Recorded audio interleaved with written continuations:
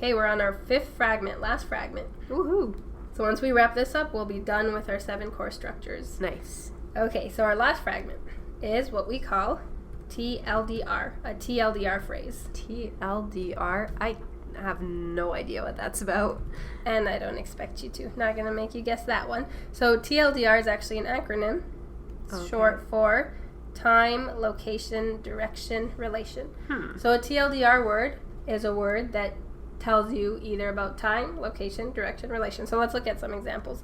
So an example of a word that indicates time, let's say before. Okay. So before, right, tells you about time, right, when something happened. Okay. Another example of that would be After? Yeah, after, right, after. So time tells you about time. When something happened. Yeah, when something happened. Okay. A location word is a word that tells you about location. So an example of that would be above, right? Or below? Below, between, on top, Okay. right? So a word that tells you where something is happening, location. And then we have direction. So example of that would be toward. Okay.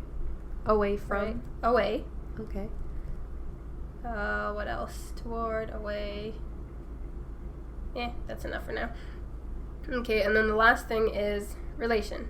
So example of this would be something like with, right? It's telling you, it's describing relation, right? So a TLDR phrase is just a fragment that's made up of a TLDR word and a noun coming after, a word coming after it. So is this kind of like a prepositional phrase? Yeah, that's actually the technical grammatical term for it, prepositional phrase. But if you're not into that, you can just call them TLDR. All right, I think I prefer TLDR. Okay. So example of a TLDR fragment.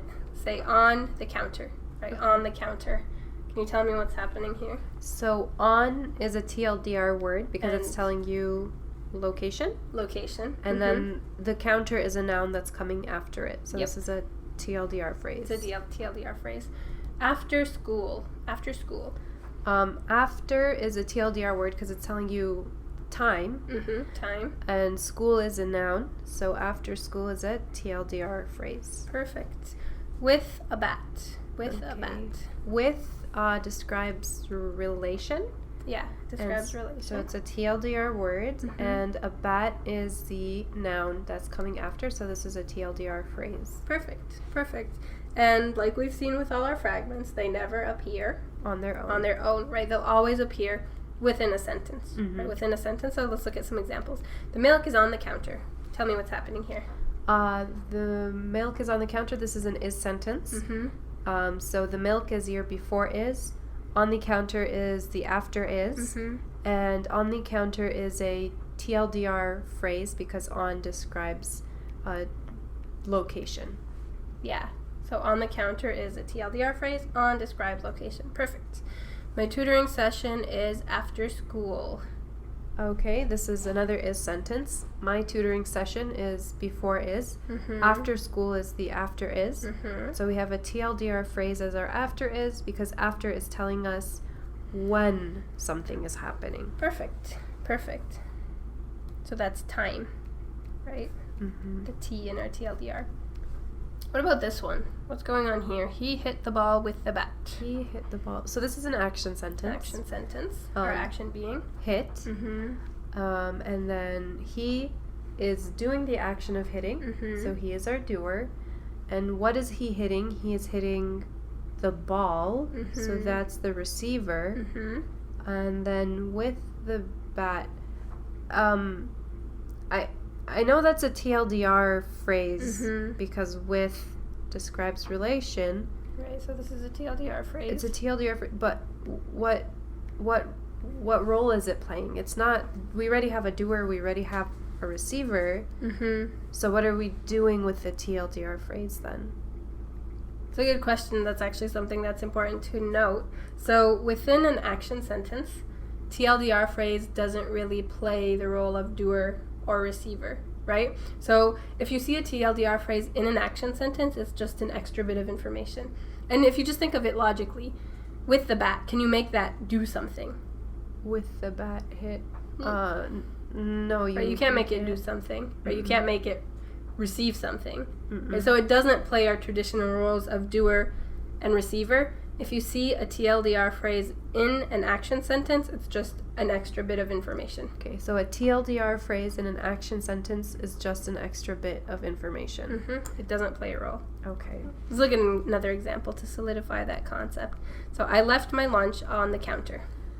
Okay, so this is an action sentence. Left being our action. I'm the one leaving. Right. So I am the doer. My lunch is the receiver because that's the thing that's being left. And then on the counter, on is a TLDR word. So this is a TLDR phrase because it describes location. And we said that a TLDR phrase in an action sentence is giving us an extra bit of information. So we're not going to call it doer or receiver. It's just a TLDR phrase. Perfect. It's just a TLDR phrase in an action sentence. All right. I think I got it. Okay. One more example. Their cousins went to the ball game. Okay. The cousins went to the ball game. Okay. Went is our action. This is an action sentence. Their cousins are doing the action, so they are the doer. To the baseball game. To is a TLDR phrase. Indicating direction. So to the baseball game is a TLDR phrase, but we don't have a receiver here. We just have an action, which is went. Their cousins is the doer. And then to the baseball game is TLDR, but there isn't a receiver. Right, it's just a TLDR phrase within an action sentence. Okay. So let's recap. What is a TLDR word? A TLDR word is a word that describes time, location, direction, or relation. And then a TLDR phrase is made up of a TLDR word and a noun that comes after plus a noun that comes after it. And then what do we know about TLDR words in sentences?